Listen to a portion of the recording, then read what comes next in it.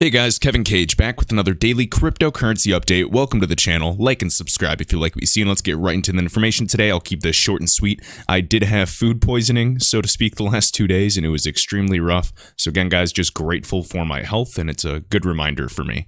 So right here, Peter Voss, I should say, from yesterday, and Google searches for Ripple, just the search Ripple, it might not necessarily be XRP, up 56% in the past week. Could be interesting. I know that Peter Schiff was talking a little bit about Ripple in, different large groups, of course. So typically towards end of year, this is, nothing surprising, especially with the price dip and all of cryptocurrency taking, a huge, just plummeting down in value.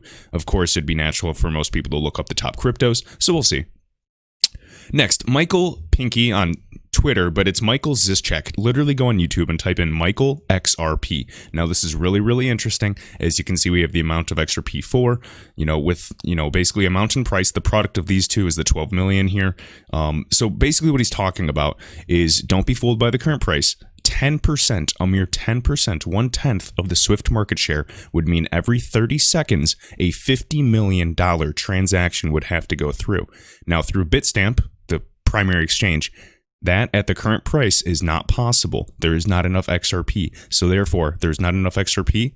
There's a scarcity in supply, and the price of XRP has to go up exponentially to accommodate for a type of transaction like this. And he always says, it is not the internet of small value. This is the internet of value. And yes, it could potentially take time, but you have to have your eyes on the prize and understand what a revolutionary technology actually does.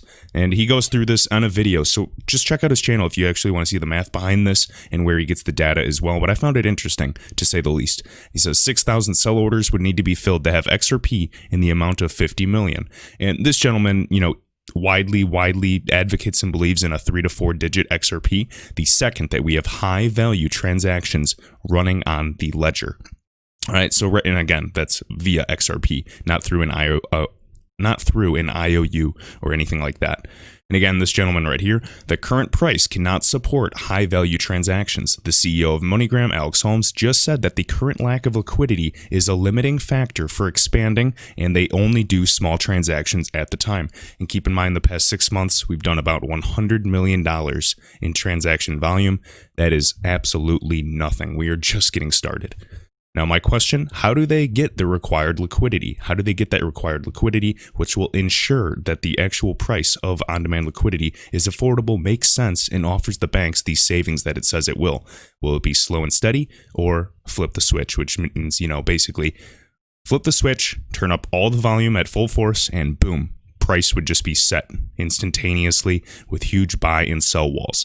Anything's possible, guys. I will be honest, I'm not going to rule anything out. So if any of you say, oh, flip the switch isn't possible, or it can't be slow and steady, I'm just not really going to believe you. I'm going to take it with a grain of salt because this has never been done before. Next, Thal Rathar, and this is just, I'm going to be really brief with this, but just regarding central bank digital currencies, a questionnaire by the Bank of International Settlements, the BIS, showed that as of 2018, plus or minus 70% of central banks are looking into developing a central bank digital currency. So we already know a bunch of the huge groups. Of course, this is more in regards to the wholesale side of things. We've talked about the retail side of things as well. And again, even just talking about interbank payments and security settlements. Keyword, settlements. That is exactly what XRP does. So if you guys want to, check this out, he is a definite follow here on Twitter as well for anything XRP. Some very good informational threads. So I highly recommend you check this gentleman out. All right.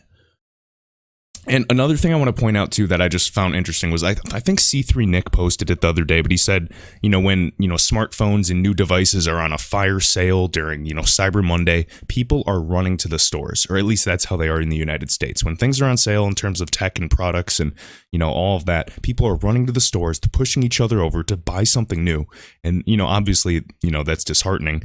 But when these assets, when digital currencies, cryptocurrencies, this new IP protocol that you can own a fraction of are on sale, people run away.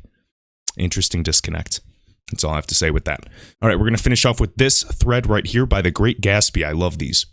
Right here, CBDCs, central bank digital currencies, will not be used for cross-border transactions. They've said this repeatedly and at swell conference from regulators. Central bank digital currencies will be used privately, domestically, to hide transactions off a public ledger.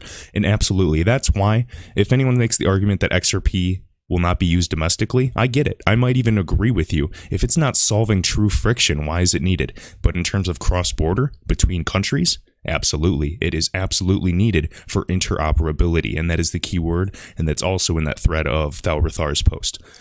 You will then use a bridge like XRP to settle along the same rails anywhere in the world in any currency. Now you have the security of a blockchain, privacy of a stablecoin, and the liquidity and versatility of an asset that levels the playing field for all. Why is XRP needed? The same reason it's cumbersome to send money cross-border today. And then lastly, and the same reason central bank digital currencies do nothing for liquidity. They're simply just old currencies able to run on new rails and interact with new or other assets. Now do you see why interoperability is so important? 100%. You need liquidity. With all atomic swapping technology, even if everything runs via the interledger protocol, you still need to build liquidity, organic liquidity on these rails. Some of you that are trading, you provide that organic liquidity. Others of you that buy and hold, you are simply reducing the circulating supply. All of these factors increase the price of XRP as long as they're ramping up, and over time we will see that growth.